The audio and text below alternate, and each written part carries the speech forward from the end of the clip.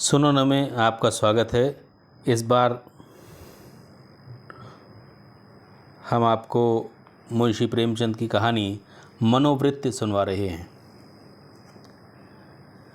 एक सुंदर युवती प्रातःकाल गांधी पार्क में बिल्लौर के बेंच पर गहरी नींद में सोई हुई पाई गई।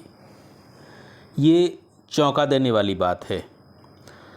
सुंदरियां पार्कों में हवा खाने आती हैं, हंसती हैं, दौड़ती हैं, फूल पौधों से खेलती हैं, किसी का इधर ध्यान नहीं जाता। लेकिन कोई युवती रविश के किनारे वाली बेंच पे बेखबर सोए, ये बिल्कुल गैर मामूली बात है। अपनी ओर बलपूर्वक आकर्षित करने वाली रविश पर कितने आदमी चहलकदमी कर रहे हैं, बूढ़े भी, जवान भी, तभी एक क्षण के लिए वहाँ ठिठक जाते हैं। एक नज़र वो दृश्य देखते हैं और फिर चल देते हैं।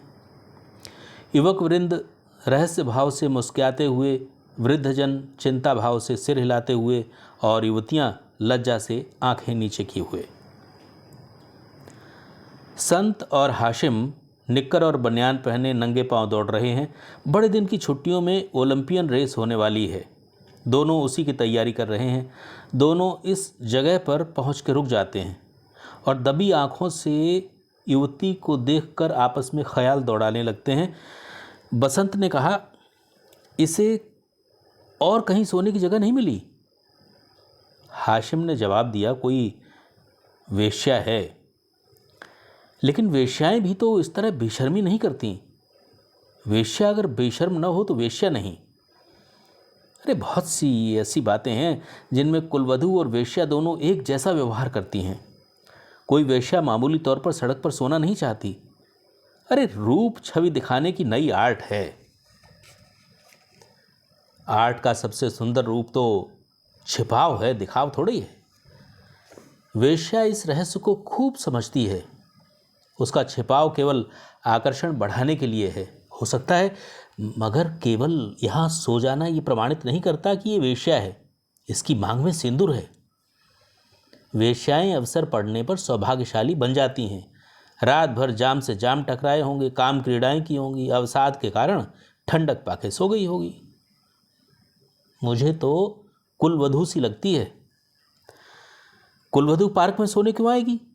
अरे हो सकता है घर से रूठ के आई हो। चल के पूछ ही क्यों न लें? अरे अहमक हो। अरे बगैर परिचय के आप किसी को जगह कैसे सकते हैं? अजी चलकर परिचय कर लेंगे, उल्टे और एहसान जताएंगे। और जो कहीं झड़क दे तो? अरे झड़कने की कोई बात भी हो, उससे सौजन्य और सहृदयता में डूबी हुई बातें करेंगे। कोई युवती ऐसी बातें सुन के चिढ़ नहीं सकती। अजी गत यौवनाएं तक तो रस भरी बातें सुनकर फूल ही उठती हैं। वो तो नवयौवना है। मैंने रूप और यौवन का ऐसा सुंदर संयोग पहले कभी नहीं देखा। मेरे हृदय पर तो ये रूप अब जीवन पर्यंत के लिए अंकित हो गया है। शायद कभी न भूल पाऊं। मैं तो फिर यही कहता हूं कि कोई वेश्या है। अरे रूप की देवी वेश्या भी हो, उपास्य है। यहीं खड़े खड़े कवियों की सी बातें करोगे? जरा वहां चलते क्यों नहीं? तुम केवल खड़े रहना, पाश तो मैं डालूंगा। कोई कुलवधू है। अरे कुलवधू पार्क में आकर सोए तो इसके सिवा कोई अर्थ नहीं कि वो आकर्षित करना चाहती है, और ये वेश्या मनोवृत्ति है। आजकल की युवतियां भी तो फॉरवर्ड होने लगी हैं। अरे फॉरवर्ड युवतियां युवकों से आंखें नहीं चुराती। हाँ, लेकिन है कुलवधू। कुलवधू से किसी तरह की बातचीत करना मैं बेहूदगी समझता हूं। तो चलो फिर दौड़ लगाएं। लेकिन दिल में तो वो मूर्ति दौड़ रही है। तो आओ बैठें।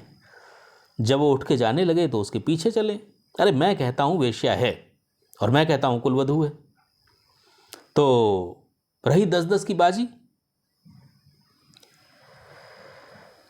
मनोवृत्ति, ये मुंशी प्रेमचंद की लिखी कहानी है। इसका अगला भाग हम आपको सुनो न के अंतर्गत अगली बार सुनवाएंगे।